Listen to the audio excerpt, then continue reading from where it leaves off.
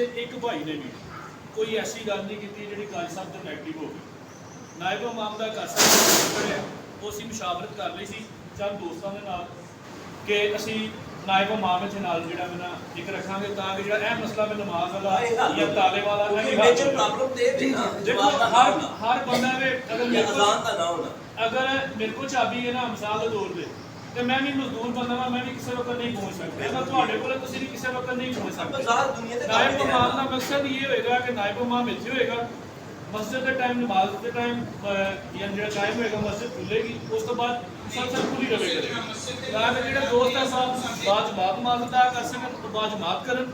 ਜਿਹੜੇ ਕੋਈ ਚੰਦ ਦੋਸਤ ਰਹਿ ਜਾਂਦੇ ਨੇ ਅਸੀਂ ਉਹਨਾਂ ਨੂੰ ਵੀ ਕਹਾਂਗੇ ਕੋਸ਼ਿਸ਼ ਕਰਨਗੇ ਬਾਜਮਾਤ ਆ ਕੇ ਨਮਾਜ਼ ਅਦਾ ਕਰਨ, ਉਹ ਬਾਅਦ ਚ ਆ ਕੇ ਇੱਥੇ ਨਮਾਜ਼ ਆਪਣੀ ਅਦਾ ਕਰਨ, ਕਿਸੇ ਬੰਦੇ ਨੂੰ ਕੋਈ ਤਕਲੀਫ ਨਾ ਹੋਵੇ। ਠੀਕ ਹੈ ਜੀ। ਬਾਕੀ ਦੂਸਰਾ ਜਨਾਬ ਤੁਹਾਡੇ ਭਾਈਆਂ ਦੀ ਮੁਸ਼ਾਵਰਤ ਦੇ ਨਾਲ ਮੇਰਾ ਵੀ ਇਹ ਫੈਸਲਾ ਹੈ, ਬਲਕਿ ਤੁਹਾਡੇ ਭਾਈਆਂ ਸਾਰਿਆਂ ਦਾ ਇਹ ਕਿ ਕਾਰੀ ਸਾਹਿਬ ਸਾਡੇ ਇੱਥੇ ਹੀ ਨੇ, ਕਾਰੀ ਸਾਹਿਬ ਹੀ ਇਮਾਮਤ ਕਰਨਗੇ। ਨਾਇਬ ਇਮਾਮ ਦੇ ਮਨਸਬ ਵਾਸਤੇ ਅਸੀਂ ਬੰਦਾ ਅਰੇਂਜ ਕਰ ਲੈਂਦੇ ਹਾਂ। ਉਹ ਦੱਸਦਾ ਸੀਗਾ ਕਿ 2-4 ਦਿਨ 10 ਦਿਨ ਲੱਗਣੇ ਤੇ ਅਸੀਂ ਕੋਈ ਦੋਸਤ ਸਾਹਿਬ ਹਲਕੇ ਨੂੰ ਕਿਹਾ ਹੋਇਆ ਕਿ ਅੱਛਾ ਇਮਾਮ ਸਾਨੂੰ ਨਾਇਬ ਮਿਲ ਜਾਵੇ ਤੇ ਅਸੀਂ ਇਨਸ਼ਾਅੱਲਾ ਉਹ ਵੀ ਨਾਲ ਰੱਖ ਲਾਂਗੇ। ਤੇ ਰਿਕੁਐਸਟ ਇਹ ਹੈ ਕਿ ਯਾਰ ਆਪਣੇ ਇਸ ਅੱਲਾਹ ਪਾਕ ਦੇ ਘਰ ਨੂੰ ਆਬਾਦ ਕਰੋ इंशाअल्लाह। थोड़ा टाइम कढ़िया करो, बाद जमात आके नमाज पढ़िया करो। ਜਿਹੜੇ ਕਿਲੇ ਸ਼ਿਕਵੇ ਸ਼ਿਕਾਇਤਾਂ ਅਗਰ ਕਿਸੇ ਨੂੰ ਹੈ ਵੀ ਨੇ ਤੇ ਅੱਲਾਹ ਦੀ ਰਜ਼ਾ ਵਾਸਤੇ ਉਹਨਾਂ ਨੂੰ ਆਪਣੇ ਦਿਲੋਂ ਕੱਢੋ ਤੇ ਇਸ ਘਰ ਨੂੰ ਆਬਾਦ ਕਰੋ।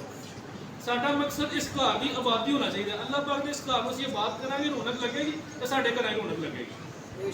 ਸੋ ਇੱਥੇ ਤਾਲੇ ਲੱਗਣਗੇ ਯਾਰ ਸਾਡੇ ਘਰਾਂ ਨੂੰ ਰੌਣਕ ਕਿੱਥੋਂ ਲੱਗੇਗੀ। ਜੀ ਬਹੁਤ ਸ਼ੁਕਰੀਆ ਜਨਾਬ ਤੁਹਾਡੇ ਸਾਰਿਆਂ ਦਾ ਟਾਈਮ ਦਾ।